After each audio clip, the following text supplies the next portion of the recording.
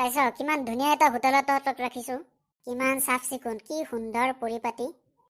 হয় খোৱা বোৱাকে আদি কৰি কি সুন্দৰ এটা পৰিৱেশ দেখিছ। হয় তই ঠিকে কৈছ। কি হ'ল ঐ তহঁতে আকৌ কি লেকচাৰ মাৰি আছ? নহয় মানে আমি হোটেলখনৰ কথাকে পাতি আছো। কিমান ধুনীয়া এটা হোটেল আৰু কি সুন্দৰ এটা পৰিৱেশ। তাতে কি হ'ল? আমিতো ইয়াত পইচা দিয়া থাকি আছো না, আমাকতো সিহঁতে একো ফ্ৰী দিয়া নাই নহয়। আৰে ভাই পইচা দিয়েতো থাকি আছো, তথাপিওতো কথা এটা আছে নহয়। সেইবোৰ কথা চথা বাদ দে, নিজৰ পকেটৰ পইচা খৰচ কৰি ইয়াত থাকি আছো, গতিকে সিহঁতৰ গুণ বখানিবলৈ একো নাই।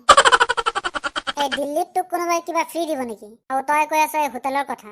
এই হোটেলখনৰ মালিক কি তোৰ শহুৰেক হয় নেকি?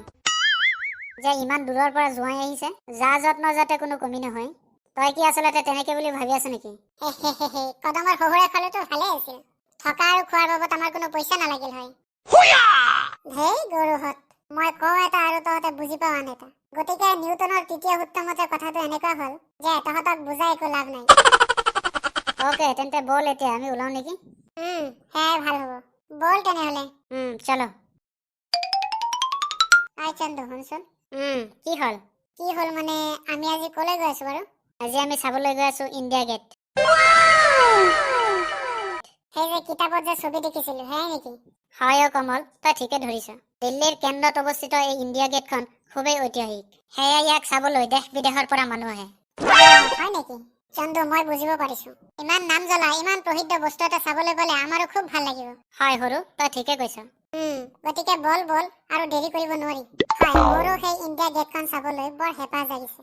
বল তেনেহলে। আচ্ছা, কিন্তু যাবি কেনেকৈ? টেক্সি এখনকে লৈ লওঁ নেকি? হয় সেয়াই ভাল হ'ব। তো চলো।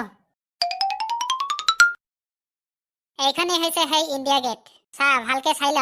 ইটো দেখোন বহুত ধুনীয়া দেখা যায়। চন্দু তো আকৌ কি হ'ল? গেটখন বহুত পুৰণি নহয়নে? তো এই তাহানিতে মানে ইংৰাজ থকা সময়তে এই গেটখন নিৰ্মাণ কৰা হৈছিল। হয় নেকি? এই গেটখনৰ বিষয়ে তই আৰু কি জান আমাক শুনাচোন।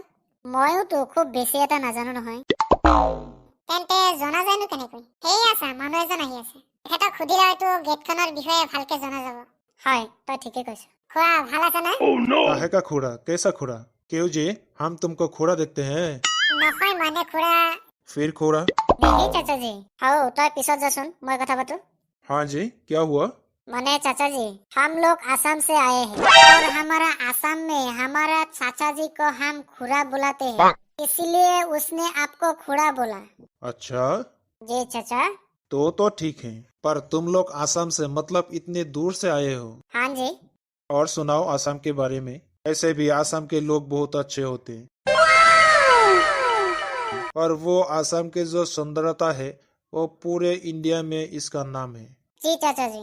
और आसाम में जो चाय पत्ती होती है उससे चाय बनाने से आहा क्या स्वादिष्ट चाय बनता है। चाचा जी हम तो आसाम से आए हैं घूमने के लिए। हाँ जी, तो घूमो फिरो मजे लो यश करो। ऐसे भी दिल्ली में बहुत कुछ देखने के लिए है।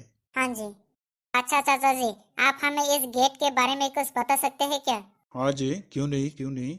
इस गेट के बारे में हम जितने जानते हैं वो हम तुमको बताते हैं। ये है इंडिया गेट। 42 मीटर यानी 138 फीट ऊंचाई इस गेट को सन 1931 में बनाया गया था।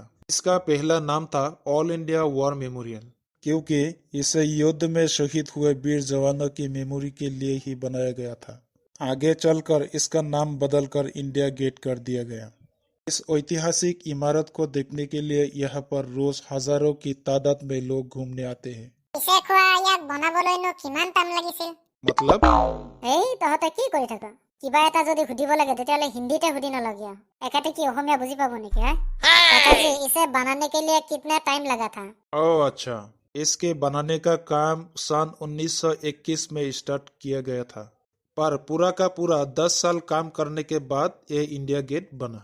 इस गेट के बारे में इतनी जानकारी देने के लिए आपको बहुत बहुत धन्यवाद। ठीक है जी, तो तुम लोग इसको खूब अच्छी तरह से देखो और हम चलते हैं। अच्छा ठीक है जाइए। খুৰাজন বহুত ভাল আছিল নহয় নে? হয় মানে এতিয়ালৈ পৃথিৱীত ভাল মানুহ বহুত আছে। হয় কমল তই ঠিকে কৈছ। ওকে গেটখনটো দেখা হলেই, তেন্তে এতিয়া বল হোটেললৈ। হয় হাই গাইজ, এনেদৰে আমাক আগলৈও সাপোৰ্ট কৰি থাকিব। ভিডিঅ'টো ভাল পালে লাইক কমেণ্ট এণ্ড শ্বেয়াৰ কৰিব আৰু চেনেলটো সাবস্ক্ৰাইব কৰিবলৈ নাপাহৰিব। জয় হিন্দ।